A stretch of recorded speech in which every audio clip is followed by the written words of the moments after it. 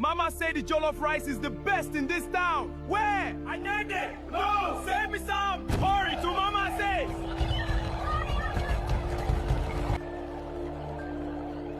They always come hungry, but they never ask what feeds them. A woman's jollof rice became the most famous in town. People rushed from everywhere just to taste it. But what made her food so special was a secret no one was meant to discover. And when the truth finally came out, the price she paid was devastating. If you love African folktales, like, comment, and subscribe for more cinematic stories like this. Now, let's begin. In the bustling outskirts of Lagos, where the morning sun rose like a burning coin over rusted rooftops and restless streets, there lived a woman whose name traveled faster than the downfall buses. Her name was Mama Sade. Before dawn fully stretched across the sky, before the noise of engines and shouting traders swallowed the morning, Mama Sade was already awake. Her small kitchen glowed with firelight, and the rhythmic sound of her spoon against the pot echoed like a quiet ritual. The scent of tomatoes, pepper, onions, and spice rose into the air, thick, rich, almost hypnotic. By the time the first school bell rang at Ajibade Community Secondary School, the air outside was already heavy with the aroma of her jollof rice, smoky, deep, and irresistibly inviting. Students would abandon their conversations mid-sentence. Teachers would accidentally pass her stall, pretending to adjust their sleeves or check their watches. Even strangers, men on their way to work, women rushing to market, would slow their steps, then stop, then turn back, drawn by something they could not explain. Mama Sade arrived every morning before 8 a.m., pushing a squeaky wheelbarrow that carried 3 massive coolers filled to the brim with steaming jollof rice. Sweat lined her forehead, but her expression remained steady, controlled, almost distant. By 11 a.m., everything was gone. Not a grain left, not a spoonful spared. While other vendors sat under the harsh sun till evening, fanning flies away from untouched food, Mama Sade would already be home, counting her money, her first calm. Too calm for someone who had just conquered another day. "E no normal," one vendor muttered. "How person go self-finish like this every day?" Another whispered. Yet no one dared ask her, because deep down they all felt it. Some success is not meant to be questioned. Years before she became the queen of jollof rice, Mama Sade was just another struggling widow, swallowed by the quiet cruelty of survival. Her husband had died suddenly, one moment alive, the next gone, leaving behind silence, debts, and a child who asked questions she could not answer. Her small food business barely fed her and her only daughter Tolu. There were days she cooked and nobody came. Days the firewood burned longer than the hunger it was meant to solve. Days she sat behind her stall forcing a smile at passers-by who never stopped. And when evening came, she packed unsold food with trembling hands, her chest tight with defeat. At night, when Tolu slept, Mama Sade would cry quietly into the darkness, her shoulders shaking, her voice buried so the child would not hear. Hunger was no longer just a feeling. It had become a presence, an old enemy that sat across from her and refused to leave. Until one evening, everything shifted. A woman whose face Mama Sade could barely remember later leaned close and whispered just one thing. "Go and see Baba Akin." It was not advice. It felt like instruction, like fate speaking through another mouth. They said he lived at the edge of town, where the road ended and silence began, where even the wind seemed to move carefully. The first time Mama Sade went, fear walked beside her. Her heart beat like a drum of war. The air around Baba Akin's shrine was heavy, not peaceful, not welcoming. Heavy, as if something unseen was watching, waiting. Baba Akin did not greet her. He simply looked at her once, deeply, and smiled slowly. "I know why you're here," he said. Mama Sade collapsed to her knees. "I just want my business to grow. I want customers. I want to survive." Baba Akin chuckled softly. "Survival," he said, "has a price." Silence stretched between them. Then he leaned forward. "I will give you something stronger than taste, stronger than skill, stronger than luck." Her breath caught. "What is it?" she whispered. He lowered his voice. "A calling." The instructions were simple, but they did not feel simple. They felt like a door, one that, once opened, could never be closed again. "Every last day of the week," Baba Akin said slowly, "you will go to the mortuary."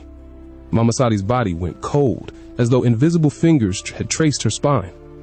"The mortuary," she repeated, barely above a whisper. "There is a calabash there, covered in a red cloth," he continued, his voice steady. almost too calm. Inside it is water. Her throat tightened. What water? She asked, though something deep inside her already knew she would not like the answer. Baba Akin's eyes did not blink. The water of the dead. The words settled heavily between them. The room felt smaller, thicker, like the air itself had turned into something she had to struggle to breathe. You will take a little, he said, and mix it with whatever you cook. Mama Sade shook her head slowly, fear rising like a storm within her. No, Baba, I cannot. But Baba Akin leaned closer, his voice dropping into something firmer. You said you wanted customers. She swallowed. You said you wanted your life to change. Her fingers curled into her wrapper. You said you were tired of suffering. Silence. Her resistance cracked, then broke. Because hunger can be louder than fear. That night, fear walked beside her, but so did desperation. The mortuary stood at the edge of the town like a forgotten secret. When Mama Sade stepped inside, the air felt wrong, cold, steel, heavy, as if it remembered things it should not. Her footsteps echoed softly, each sound returning to her like a warning. Then she saw it, the calabash, exactly where Baba Akin had said, covered in a deep red cloth that seemed darker than ordinary red. Her hands trembled as she reached for it. For a moment she hesitated. Then slowly she lifted the cloth. Inside was water, dark, still, too still. No ripple, no reflection, no life. Yet it felt aware, as though something inside it was watching her, waiting. Her breath quickened. She almost dropped the calabash. Almost. But she didn't. Instead, she took a small amount. Just a little. Just once, she whispered, her voice breaking in the silence. The next morning, she stood over her pot of jollof rice. The fire burned. The aroma rose. Everything looked normal. Everything felt wrong. Her hand hovered above the pot. Then, slowly, she let a single drop fall into the food.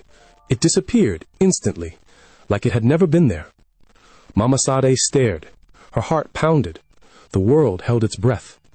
And in that quiet moment, something unseen shifted. That day, by the time the clock struck 11, every grain of rice was gone, and nothing would ever be the same again. At first, it was a miracle. Not the quiet kind that grows slowly and gently, but the loud, dazzling, found themselves standing in her line, waiting, hungry, drawn. Students began saving their lunch money just for her food. Teachers spoke of her rice in staff rooms like it was something rare, something special. Ah, that woman, her hands sweet well, one would say. Even strangers spoke her name like a blessing. Mama Sade? That woman a miracle. And Mama Sade began to believe it. She smiled more, counted thicker bundles of money, bought better wrappers, brighter head ties. She moved into a bigger house with painted walls and shining tiles that reflected her rising status. At night, she would sit quietly, staring at her earnings, whispering to herself, "It's working. No one is getting hurt. This is my reward." And each time she said it, it became easier to believe, began. Soft, almost invisible, like smoke before fire. A boy fainted after eating her food. They said he didn't sleep well, someone explained. A teacher fell mysteriously ill. Maybe stress, another suggested. A woman complained of strange dreams, dreams of being chased through endless darkness, of cold hands gripping her ankles, dragging her into something unseen. People laughed it off, not bad dream. But the whispers did not stop. They grew.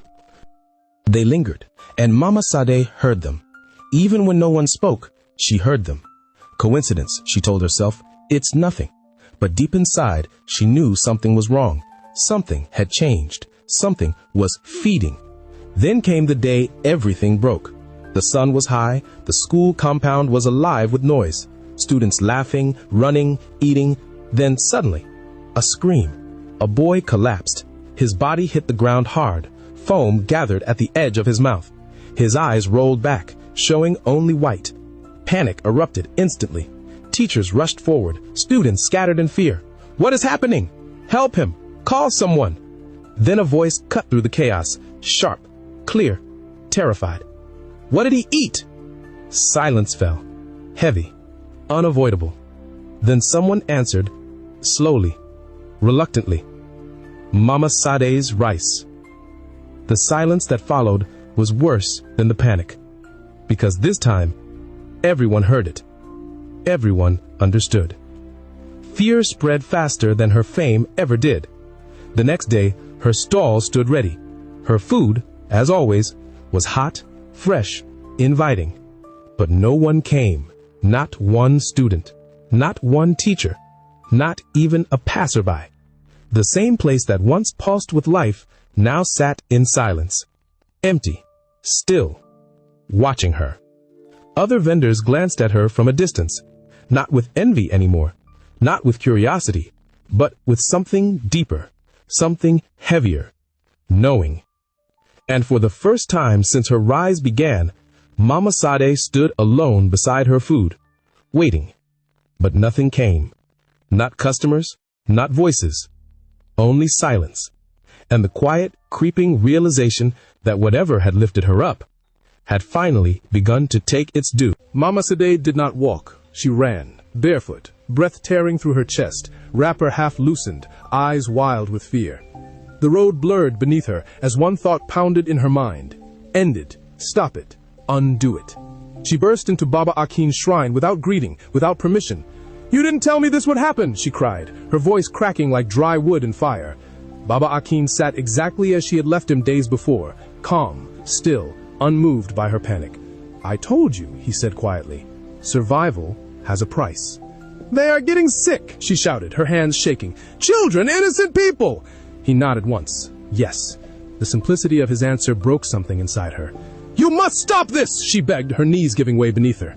But Baba Akin only smiled, a slow, knowing smile that carried no comfort. "You cannot stop what you have started." Her heart slammed against her ribs. "What do you mean?" she whispered. He leaned forward, his eyes deep and shadowed. "That water you used, it does not just attract people." He paused, letting the silence stretch. "It feeds." The words seemed to echo in the room. Mama Sade's lips trembled. "Feeds on what?" she asked, though her spirit already recoiled from the answer. Baba Akin's gaze darkened. "On life." Mama Sade stumbled backward, her head shaking violently. No, this is not what I wanted." "Yes," Baba Akin said calmly, "but it is what you accepted." Her chest tightened. "And now," he continued, "it will need something greater." Fear gripped her fully now. Her voice came out thin, fragile. What does it want?" Baba Akin did not rush his words. "A life close to you." The world stopped. Mama Sade's thoughts scattered like broken glass. No, not my... But before she could complete the sentence, a scream pierced her mind. Sharp, familiar. Tolu. She ran, faster than she had ever had before. Her feet barely touched the ground as she reached her house and slammed the door open. "Tolu!" she screamed. No answer. Silence. Heavy, unforgiving. Her eyes fell to the floor, and there, her daughter lay. Still, cold, gone. Something inside Mama Sade shattered beyond repair.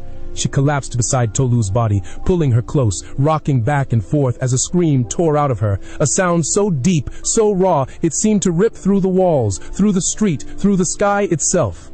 It was not just grief. It was the sound of realization, of consequence, of a price finally paid. Days passed, then weeks.